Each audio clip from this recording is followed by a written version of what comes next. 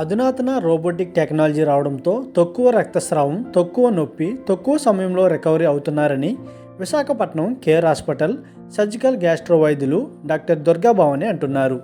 Robotic surgery గురించి ఎవరూ భయపడాల్సిన అవసరం లేదని, రోబోటిక్ సహాయంతో వైద్యులు ఈ సర్జరీ చేయడం జరుగుతుందని అంటున్నారు. మొదట్లో ఓపెన్ సర్జరీ, తర్వాత లాప్రోస్కోపీ, ఇప్పుడు రోబోటిక్ సర్జరీ వచ్చిందని అంటున్నారు. రోబోటిక్ అనేది బట్ ఇక్కడ రోబోటిక్లో ఏంటంటే చూసే పిక్చర్ అనేది మ్యాగ్నిఫైడ్గా కనిపిస్తుంది. అక్కడ టిష్యూ డ్యామేజ్ అనేది తక్కువ ఉంటుంది, కాంప్లికేషన్ దానివల్ల తక్కువ జరుగుతుంది, పెయిన్ అనేది వెరీ లెస్ ఉంటుంది, రికవరీ ఫాస్ట్గా ఉంటుంది. దాంతో పోల్చుకుంటే లాప్రోస్కోపీ కన్నా రోబోట్ అంటే రోబోటిక్ సర్జరీ అంటే రోబోట్ వచ్చి చేయదండి, డాక్టరే చేస్తారు. బట్ రోబోట్ అసిస్ట్ చేస్తుంది, ఇన్స్ట్రుమెంట్స్ అవి వాటి. రోబోటిక్ సర్జరీ చేయడానికి వయసుతో సంబంధం లేదని వైద్యులు చెబుతున్నారు. రోబోటిక్ సర్జరీ చేసినప్పుడు పొట్టలో గాలి నింపాలి. అయితే దానికి సంబంధించి 12 సంవత్సరాలు పైబడి ఏ వయసు వారైనా ఈ సర్జరీ చేసుకోవచ్చని అంటున్నారు.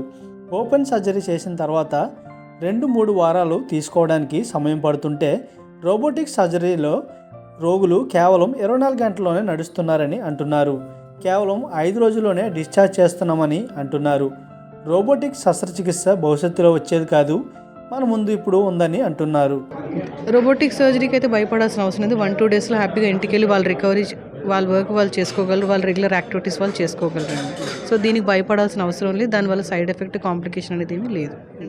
Depending on surgery, simple surgery, complex surgery అని దాన్ని బట్టి పేషెంట్ ఎన్ని డేస్ హాస్పిటల్లో స్టే చేయాలి, పెయిన్ అనేది ఎంత మినిమల్గా ఉంటుందని సర్జరీ బట్టి ఉంటుందండి. అన్ని సర్జరీస్ ఒకేలా ఉండవు కదా, కొన్ని సర్జరీస్ డిఫికల్ట్ ఉంటాయి, జాయినింగ్స్ అవి ఎక్కువ ఉంటే అవి ఎక్కువ రోజులు రికవరీ పడడానికి టైం పడుతుంది. ఏం లేదండి, ఈ రోబోటిక్ సర్జరీస్కి అనేది ఏ రెస్ట్రిక్టెడ్ ఏజ్ స్పెసిఫిక్ అని ఏమీ లేదండి. అంటే పొట్ట ఎంత సైజు ఉన్నదాన్ని బట్టి ఉంటుంది. జనరల్గా 10 years నుంచి 12 years నుంచి ఇంకా ఏ ఏజ్ అయినా, ఓల్డ్ ఏజ్ అయినా చేసుకోవచ్చండి.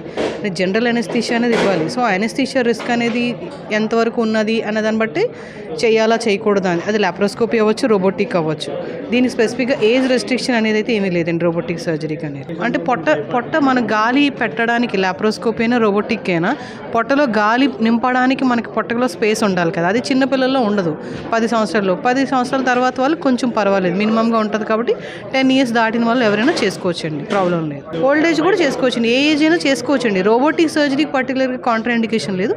వాళ్ళకి సర్జరీ చేయడానికి కావాల్సిన, మత్తు ఇవ్వడానికి కావాల్సిన కాంట్రా ఇండికేషన్ ఉంటే తప్ప కానీ రోబోటిక్ అయితే ఓన్లీ కాంట్రా ఇండికేషన్ ఏమీ లేదు.